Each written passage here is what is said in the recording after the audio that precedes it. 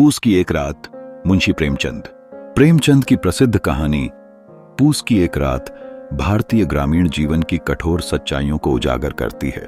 यह कहानी एक किसान हल्कू और उसकी पत्नी मुन्नी के संघर्षों को दर्शाती है, जो गरीबी और विपरीत परिस्थितियों का सामना करते हुए अपनी आजीविका चलाने की कोशिश करते हैं।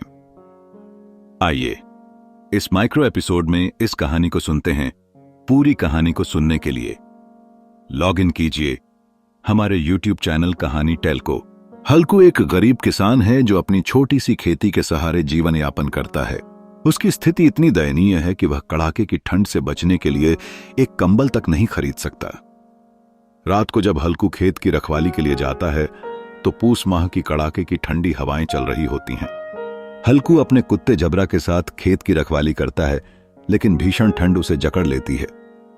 ठंड से बचने के लिए वह पुआल का बिस्तर बनाकर उसमें घुस जाता है, लेकिन फिर भी ठंड से कांपता रहता है। फिर वह पुआल को इकट्ठा करके आग जलाकर अलाव तापता है। इसी बीच नीलगायों का झुंड खेत में घुसकर फसल चरने लगता है। झबरा भौंक भौंक कर हल्कू को जगाने की कोशिश करता है, लेकिन ठंड से बेहाल हल्कू उठ नहीं पाता। सुबह होते ही जब हल्कू की पत्नी मुन्नी खेत पर आती है और फसल की हालत देखकर दुखी होती है, तो हल्कू बिना किसी चिंता के कहता है कि अब उसे ठंड में रात भर खेत पर नहीं सोना पड़ेगा। यह वाक्य कहानी की सबसे मार्मिक और गहरी बात को उजागर करता है।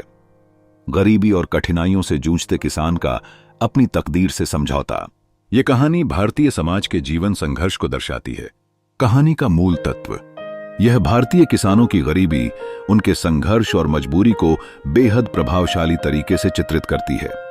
हल्कू का चरित्र भारतीय किसानों की त्रासदी का प्रतीक बन जाता है, जो हर साल नई आशा के साथ खेती करता है, लेकिन अंततः परिस्थितियों से हार जाता है।